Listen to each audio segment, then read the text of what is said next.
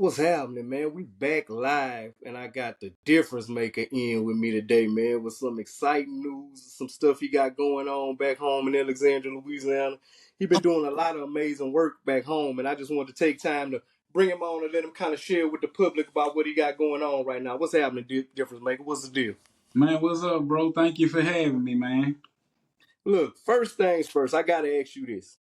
Do you have your own office at the news station now, man? Every time I look up, you getting covered by the news, which lets me know you're doing some amazing work back home in the city, and the city respect what you're doing because can't just anybody go up to KLAB. People don't know that ain't no news station back home. They just know anybody of our skin color can get in just walking the doors like this. So how does it feel, man, going from man back in the day when we was growing up watching Tom Vicker, Esma Odom, and all the people that put the groundwork in at KLAB, you up there now like you were one of the employees almost, man. How did that feel, man?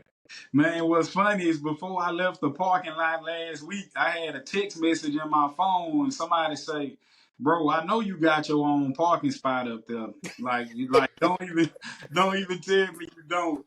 And so, bro, For real, I man. had to sit there for a second and take it all in, man. But what I like about KLB, man, it's a team of workers that they've been recently cycling through, man, and they see the value in what I'm doing. It's like whenever one of my guys or a lady that I'm working with close with Channel 5 leave, it's Mm, like they pass the baton to the next person. They like, hey, look, hey, difference maker is like he doing tap X, Y, in. and Z. Like, hey, Yeah. this his number. You need to keep him in rotation. And then so I meet the next news anchor, and it's like, they fall in love with what I'm doing. They see the vision, and more importantly, they see purpose in what I'm putting out for the public. So it's really not hard to transition from anchor to anchor because everyone there is really like passing on what I'm doing to whoever is up next. Now, like I said, you go on there a lot, but let me ask you this: from your first time going on there to now, what are the nerves like? You still get those same nerves knowing you're about to go live on camera to a big audience like that, or now it's kind of like, man, let me go up here to my second job right quick, do this little interview. So man, my nerves, way back from the music days, y'all used to be like, "Hey, bro, how you get up there like you been up there?" Yeah. I never really been camera shy. But to Mm, be honest with you, man, it's always according on like the topic, whatever I'm a cover, I So got you. my nerves generate based off like how passionate I am about a particular subject or how excited I am about the next event that generally dictates, my nerves. But for the most part, when I go, it just feels like I was there yesterday. All right. Well, speaking about the next topic and what you excited about, man. Speaking of the news, I seen you drop another bombshell on the 8th. You coming back. You coming back like Jordan wearing the 4-5. So Yeah. tell us a little bit about that. So man, the song "My Tears" I just recently dropped. It was a piece I wanted to do focused around mental health. Mm-hmm. I recently had somebody tell me like, "Bro, what's up, man? Something seemed a little off with you." And as I told him, "Nah, bro, I'm all good. Everything cool." My eyes filled with tears, and I was like, "Man, I know right now, like this is the time for me to quit playing like everything is okay." Yeah. Because years ago, I'm gonna be honest with everybody that's gonna view this podcast. Like I was one of them people. Like man, everybody blaming it on mental health. They make a mistake, they mess up, they drop the ball. Mental health, mental health. I'm like, come Yeah. on, bro. Everybody. And then as I really buckle down and start studying, all of the mental health aspects that has been ignored over the past few years. And I was Yeah. like, dang, maybe everybody is dealing with something. Maybe everybody is struggling. And so just becoming more educated on it, it made me know like, hey, mental health real, like, hey, difference maker. It's time to quit thinking people using it for an excuse and look at your Yeah. own personal situation. So, after studying and educating myself, bro, like a lot of people struggling. So for lack of better words, it inspired the song "My Tears," which is available on all platforms. Somebody actually just pulled up on me on my way to do this pod with you and was like, "Hey, bro, I need to download the song." And they stood on side of me, went to Apple Music. One guy was an Android user. He downloaded on Spotify. So, man, the song "My Tears" is available. And if you listen to it and wrestling with anything, it's gonna speak to you. Hey, he ain't lying. Hey, that was a fire track too, man. To say you came back, and I know it ain't cold turkey. You usually drop one every year around your birthday. You know, Yes, kind sir. of tap into your audience and let people know what's going on. But that one there, that was one of them ones that, hey, if you like real rap, all I'm gonna say is go check it out. My Tears, Spotify, everywhere. Yes. But you also dropped a bombshell that you returning back to the barber. Now you had took a step away because you know you were doing the motivational speaking and you had really went full throttle with that and you were putting everything you had into that and putting all your energy and trying to save the city and save the youth. How did you come back to that decision to say it's time to put people back in the chip? So man, basically I've been working with a lot of different, community organized like people that's putting community events together, event Mm-hmm. planners, and the motivational speaking has actually slowed down a lot. Like since COVID, I've seen a drastic change. I'm sorry. Mm-hmm. So I'm fighting, trying to put out good content to inspire and motivate, and I'm seeing those numbers kind of take a back seat. And as I'm like, hey, like paid speaking events, they shrinking. So I'm like, what I'm gonna Yeah. do? And then I'm hearing this voice like, bro, like go back full time barbering, because your chair can always be used as a platform to inspire, encourage, and motivate. So don't overlook the platform that you mastered for the platform you trying to conquer. So what I Mm-hmm. did was decided to combine both, and that's what I'm gonna present to the public when I return. Gotcha. Now, look, I know you touched on mental health and what you're doing in the outreach, and I know you deal a lot with the youth, even though, I mean, you don't turn nobody down if they need mentorship or need advice or something like that. But just coming from like how we were growing up, young black males in Alexandria, Louisiana, you know, we saw it was limited opportunities around the city. How is it with the youth as far as some of the young black males coming to you and just genuinely seeking out help and just wanting, somebody to find answers? And do you feel like it comes more from like a troubled kid with a parent reaching out? Or do you feel like some kids are really just trying to extend that olive branch like, man, I need help? So man, it's a little bit of both, man. I've had kids pull me to the side and be like, "Hey, man, like I need to talk to you," or kids would be like, "I need to tell my mama to, book me a session with you just from what they noticing in the work I'm doing." And then a lot of times parents might see a post on TikTok, Facebook, IG, and they like, "Hey, difference maker, look, I got a son, he been having suicidal thoughts. I have a daughter, she's dealing with trapped anger. It's just different situations. And like for me, what the thing I'm starting to be the most proud of is people are actually realizing that a closed mouth does not solve anything. And Man. I've been getting that a lot for the past 6 to 8 months. It's like a Mm-hmm. lot of people coming out the shell. Like, hey, look, I've been wanting to reach out to you, but the time is now. So basically, man, for me, I'm just glad to be in place, because people see what I'm doing and they starting to see that like they can't just I don't really need I don't need what he doing. They like, nah, forget that. I need to talk to this man and see what he had to offer. Thanks. Look, and I wanted to ask you this too, because it's like you say when somebody pulled up on you and they saw like the pain in you, even though you weren't expressing it to nobody. Man, when you go day to day and take on that many other people's problems and other people's challenges and other people's trauma, how do you sit back, de-escalate, and separate that from yourself and still make sure you're good mentally? So I struggled with that recently, but the break that I'm currently on right now from social media, I'm kind of sticking a few things back out there because I got a lot of people in my inbox, bro. Where you been? I rely on your content. I'm depending on you. So I've been putting stuff out, slowly getting back into it. But to answer your question more directly, what I have to do, and I didn't know this at first, but what I Mm-hmm. have to do is take a lot of time for myself. I tell people when I first get up in the morning, you can vouch for this personally. I've never been a person to sleep past 6 o'clock, 6:30. I'm on my feet. It don't matter if I went to Move. bed 10 p.m. or if I went to sleep at 3 a.m., I'm not going to sleep much longer past the sun coming up. When Facts. daylight crack, I'm woke. So Yeah. what I do now when I jump up in the mornings, this is one slight change I made. When I jump up in the mornings, I try not to engage with people or the world until after 9 a.m. I focus Mm. on me, my thoughts, and I get up early, I read, I go to Google, I study stats. And what I'm noticing is that's my that's my armor for the things that might cross paths with me in a day in terms of people sharing what's bothering them. That Mm. like 2 hours, 2.5 hours, it kind of equips me for whatever may be placed on my shoulders. Now, when I wasn't taking these little breaks or focusing on me every morning, I would notice that I would feel overwhelmed because personally, like everybody problems is my problems, and I'm like, bro, I can't carry this load. So those little breaks, those mental breaks in the morning really prepare me to deal with the things that I may face on a daily basis.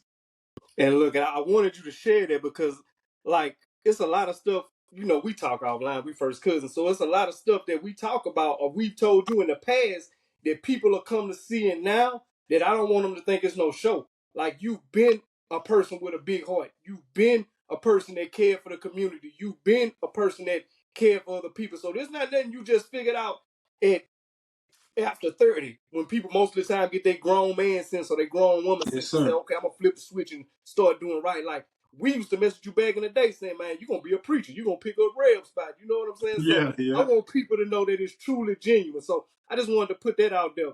But as far as the barbershop, being that you coming back into the barbershop now, what's gonna be the new layout for the barbershop? What kind of experience are people expecting to get when they come through the doors with the difference maker?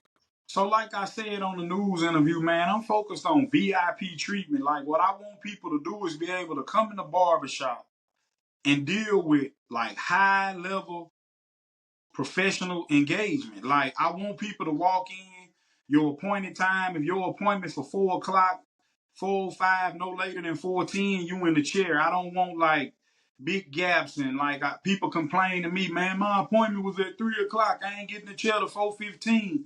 And I'm like, that'll never happen with me. So what I'm trying to do is lead by example. And the best way I can lead by example is to protect people's time. When they come to Man. me, I want it to be efficient. Like a Mm-hmm. well-oiled machine. You come in, you get what you came for. In the the 30 minutes, 30 to 45 minutes, you sitting in the chair. I man, listen, I survey my clients. I'm like, bro, how Yeah. you doing? What's going on? What's bothering you? What's going Mm-hmm. good for you? What goals you guys set? And so I've been doing that well past the 12 years of my motivational speaking career. And so sometime when you see me hashtag more than a barber, that's just not a show for the internet. Like I really feel in my heart that when you come sit in my chair, I'm your big brother, I'm your daddy, I'm your uncle, I'm your homeboy. You know what I'm saying? Like whatever you need, that's what I want to be for you because so many times people need things that they don't have access to. So when they come to Precise Barbershop, I want whatever loose ends I can tie to get covered on that day because people come sit in the barbershop and they like, bro, after my cut, do I have to leave? I'm like, nah, I just want to sit here and listen to you for a little while. That didn't happen to me on several occasions. So I Yeah. know that, the chair is not just a place where I pick up these, you know what I'm saying, and Yeah. just cut your hand, send you on your way. It's more substance that take place in the barbershop. So it's just a VIP atmosphere that I want to combine with, of course, the sports talk, the LeBron, the Dak Prescott's, all this or that. Mm-hmm. But when you come in Precise Barbershop, I want you to know the things that actually matter is what we put out in the forefront. Yeah. And I like that, man, because for a lot of us in the community, like we say, we don't actually, and we should, and with the younger generation, we're getting better at going to see therapy. But that barber chair from generations passed down has been very therapeutic in the black community.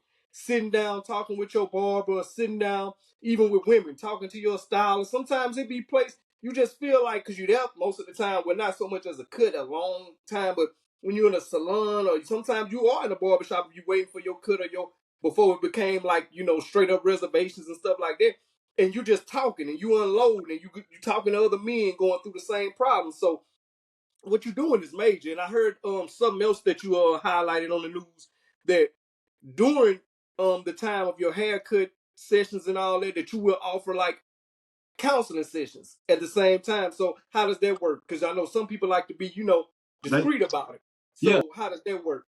So what I'm gonna do is like, say if it's a young man dealing with anger management, conflict resolution, suicide prevention, and his mom reach out to me and she like, hey, you know, John Doe needs to book a haircut appointment, but while he's there, I want to get a session booked with you because he's dealing with trapped anger. So what I would do at that time, look at my appointment board, see where I have 30 minutes for the haircut and an additional hour because my sessions are my mentoring sessions are about an hour. Find that hour, book that lady, and tell her, hey, look, so ma'am, I can get his haircut. I can make him my last client at 5:30. I'll finish by 6. From 6 to 7 to be the session. Boom, he come in discreetly, he get his hair cut. We walk out the barbershop into the mentoring office where I have it set up. You gonna know when you enter it's a mental it's mental health oriented. Like I'm gonna have signs, quotes on the wall. I'm gonna have some ABG podcast stuff on the wall where they can know turn to you, different people who doing good things to hear encouragement. And when you walk in there, it's gonna be a settling, relaxing environment. And so that's how it's gonna go. And even if I have to split the times, schedule the sessions at the end of the day, it's just gonna be.